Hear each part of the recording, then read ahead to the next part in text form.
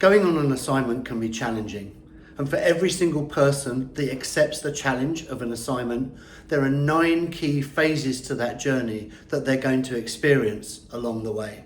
The first of those is enthusiasm. That's followed by shock, denial, doubt, anger, isolation and loneliness, concern, acceptance, commitment, and then thrive, success and pride. Why are those things so important? Well, let's take them individually. Number 1, enthusiasm. That's a great thing, surely.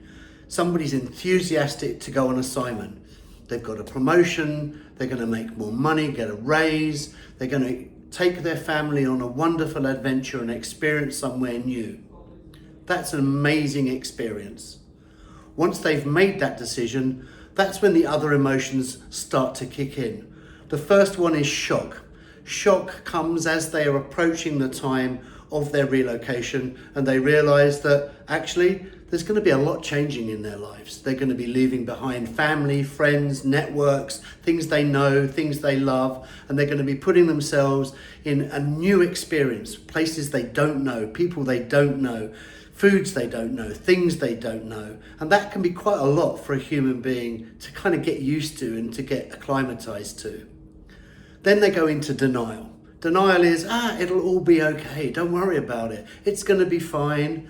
But in the back of their heads, all of those things that they were shocked about are still rolling around. They're just kind of burying their heads in the sand and trying not to think about it. That's followed by doubt. Doubt comes from the dawning realization that actually I have done these things, and was it the right thing for me to do? Have I done the right thing for my family, for myself, for the company? And doubt can very often turn into anger. Anger at themselves for having put their families and themselves through these challenges. Anger at the company for having asked them to put them through these challenges. And then that's followed on by isolation and loneliness. I'm the only one. Nobody else is going to experience these things. It's just me. It's happening to me. It's very personal. For the assignee's family, loneliness can kick in. They're isolated from friends and networks. Their family are no longer just around the corner. They're now half a world away, potentially. Once we've got through that and they've begun to get into the space of being on assignment, that's when concern takes over. But it's a positive concern. It's a concern of, can I actually do this? Can I make these changes? Am I good enough? Am I strong enough to make the changes that I need to?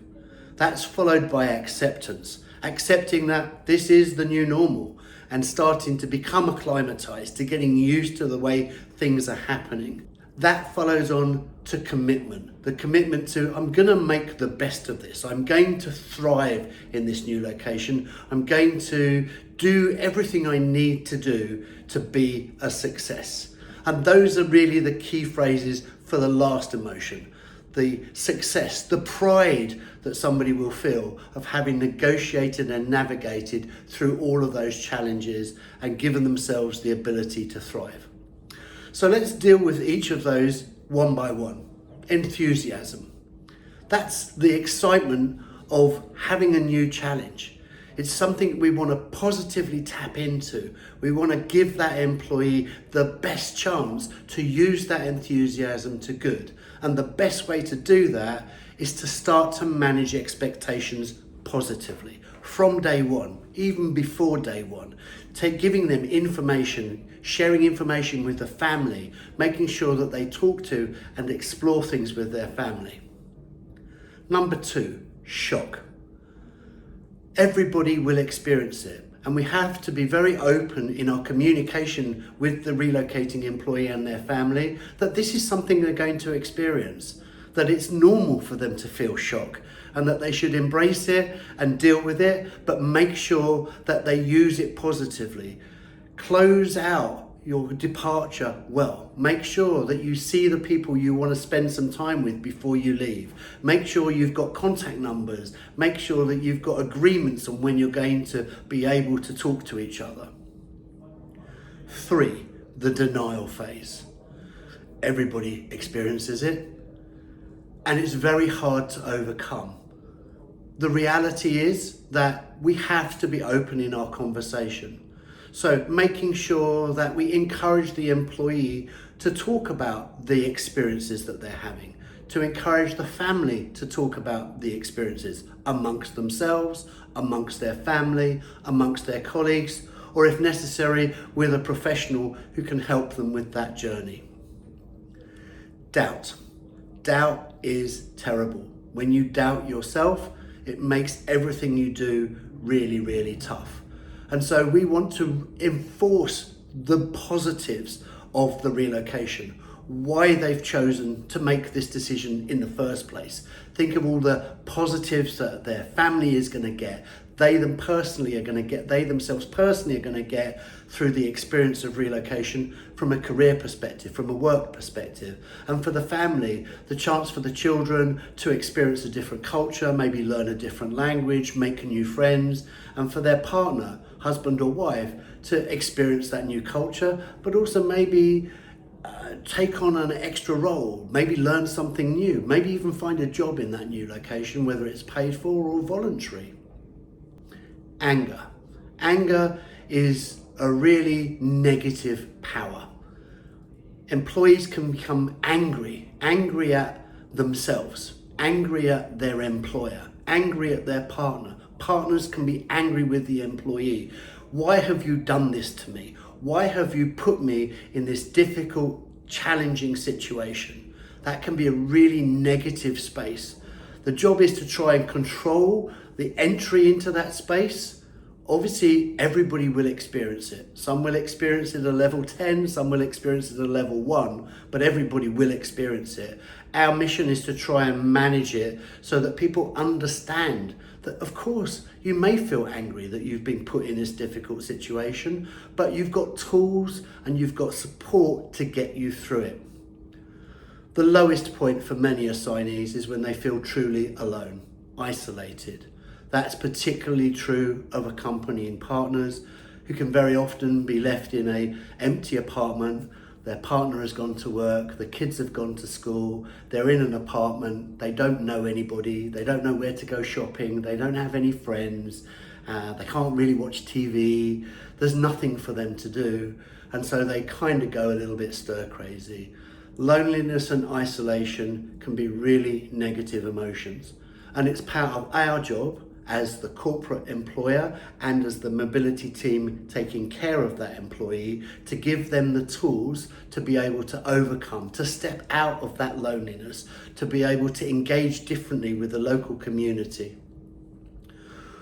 Once we've got past that, then concern takes over, but it's a positive concern. It's the concern for, will I be good enough? Will I achieve what I need to achieve? Will I be able to assimilate? Will I be able to make friends? Will I be able to be of value to myself, to my family, to the community, to my company? And so we want to build on those. We want to positively reinforce all of the good things that employee family bring to the relocation. And once we've got through that, we go into the acceptance mode. This means I've accepted, this is the journey that I've been on, it is where I am right now, and now I have to make plans of how I'm going to move through this. I accept everything that's in front of me, and I'm going to embrace it and drive through it. And that's where you get commitment to be the best to make the best of your situation, of where you're going.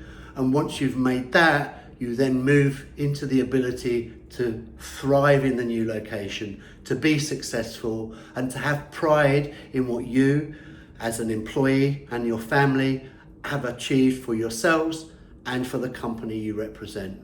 So I hope that was useful. And you may think to yourself, well, why is this important? Why anybody going through an assignment, why do we need to worry about these things? Well, there are some key facts. Families that are unsupported are generally slow or take a much longer period to become effective in the new location. That effectiveness can be at a lower level, and that means that maybe the employee is not delivering to the expectations of the return of that investment in that assignment, and in the worst case scenario can mean that that assignment terminates early and the employee comes home. On a positive side, if the employee is supported, if their family are supported, they adapt quicker, they're effective much more quickly, they're much more likely to deliver at or above the expectations of the assignment, and more importantly, become a positive role model within organisations about the benefits of going on assignment. They become the salespeople for your mobility program internally. You want people to talk positively about mobility within your organisation, then there is no better advert for mobility than having employees who've relocated talking about what a wonderful experience it's been. Thank you for listening. And if you'd like to find out more about how Heart Relocation takes care of the emotional assignment journey, as importantly and with as much care as the physical journey, please don't hesitate to reach out to myself or the team, or contact us on info@heartrelo.com. Thank you.